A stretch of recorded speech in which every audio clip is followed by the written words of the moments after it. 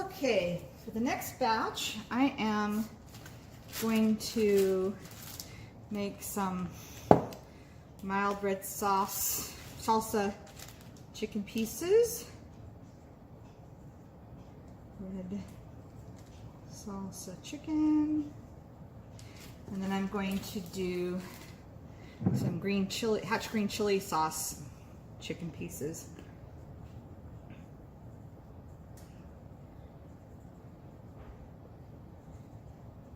And these are going to be really simple. I'm just going to cut the chicken up, put the sauce on it, dump them in the bag.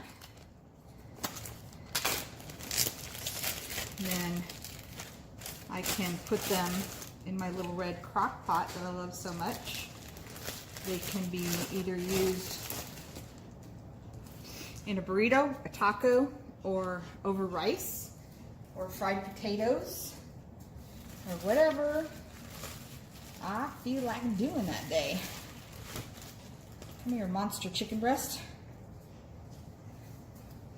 These things are huge. I'm just amazed at how large these chicken breasts are. The ones we used to get from Zaycon were pretty big too. I need to stop using that name, don't I?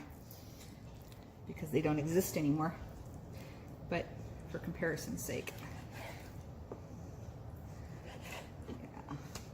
Yeah.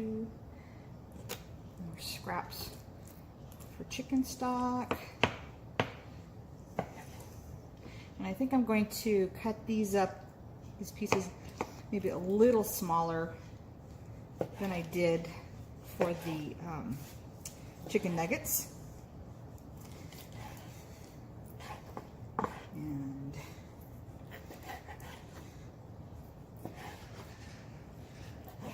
this is super, super simple. You can use your favorite salsa, whether it be a jar or homemade. The red sauce I have about, it's a mild. I just like the mild pace because I'm not into super hot stuff myself. And if somebody in my family wants more sauce, they just find their favorite bottle, whether it be Tabasco or whatever. And just little cubes. It'll be easy for the cooker to cook fairly quickly. Get the excess fat out of there. I think next time I'm going to try out the chicken thighs that they offer. I'm not a huge chicken thigh person, you know, granted, but I'm going to try and do like some stuffed chicken thighs, things like that. See if I like it a little better. I know chicken thighs usually lend themselves really well to Asian recipes, so like maybe honey orange chicken thighs or chicken fried rice. I think that the chicken thighs will be good in that. So we'll give that a try next time. I have so many plans, so many things I'm planning to do. But I wanted to try the company out and see how easy they were to deal with. They send you a link and you can reserve your box for $10 reservation fee, which goes towards your purchase. And then about a week or so before the pickup date, then they charge your card for the remainder. So you have to plan ahead. And it's not a last minute kind of deal. But it seemed to work fairly easy. They did have to, something happened and they weren't able to deliver on the first date, so they had put it off for a week. Something about what was going on back east with the floods, which I don't know how that correlates to something that's supposed to be local meat processors, seeing as I live in Arizona. But yeah, they had to reschedule some stuff, which was fine. I was still able to go and pick it up this morning.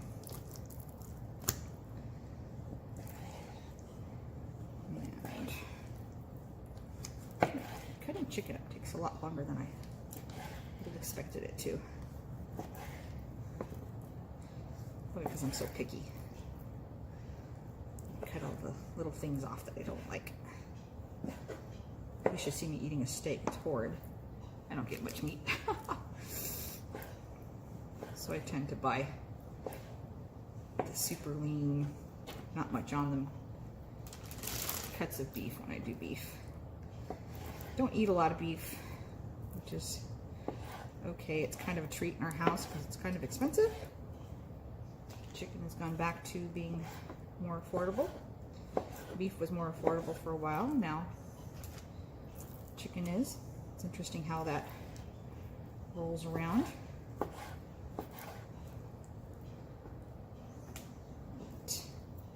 What are your favorite flavors to put on chicken? You can leave me comments at the bottom. Give me your ideas. I like to share ideas.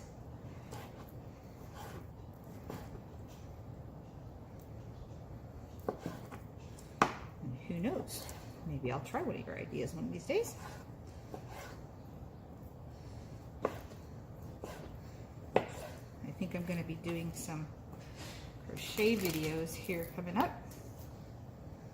I'm getting ready to go to California for a vendor event, which I'm selling the things that I make, and see some friends who I miss dearly. I'm excited about that.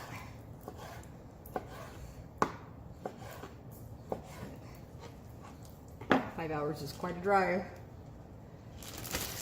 So, yeah, this is how simple this one is, guys. If I can get the jar open. There we go. This hand is still slimy. Literally dumping out the rest of the salsa. I'm going to put just a tad of water in that to get what's in the bottom.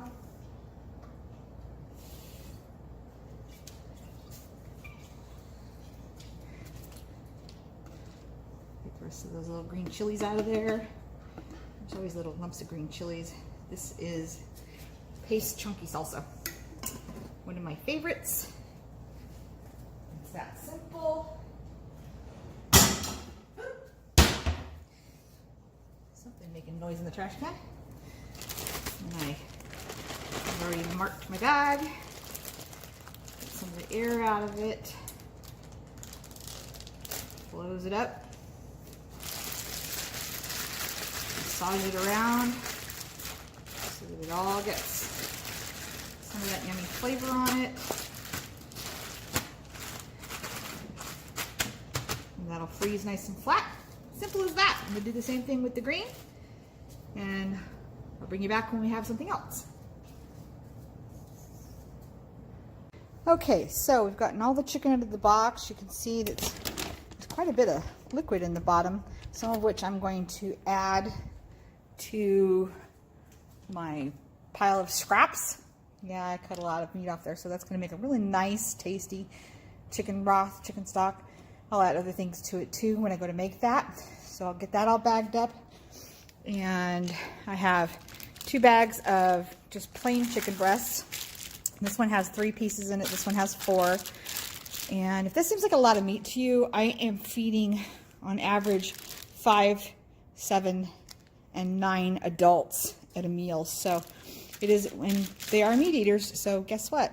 Yeah, it's quite a bit of meat. So I have ended up with 2 bags. Chicken stock makings, 2 bags of plain chicken.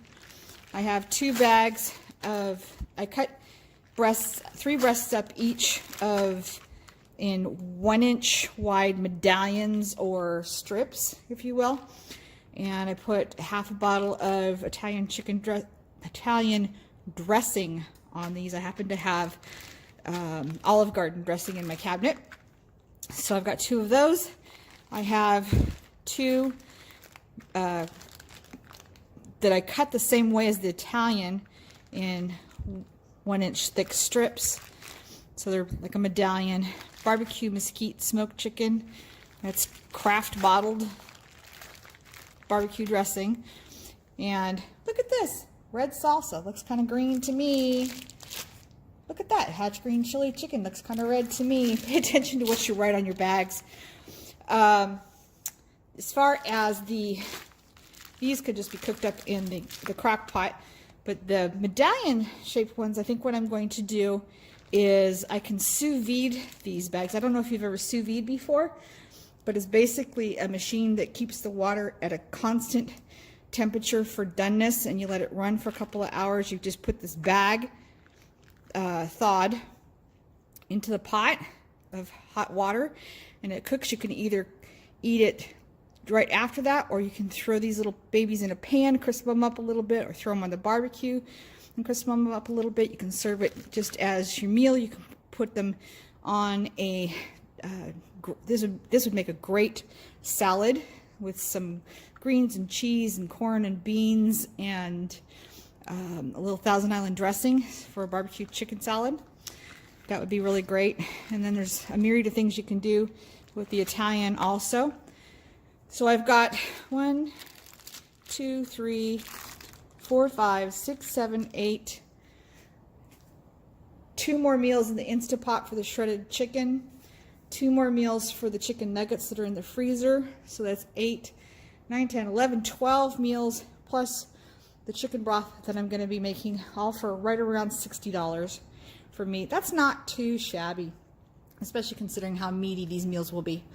But anyway, I just wanted to bring this to a recap, and I hope you've enjoyed watching this video. You can like and subscribe, please, if you would. We like new subscribers. And I hope you've enjoyed this video. This is Hometown to Homestead Gal Gardener signing off. Have a great day.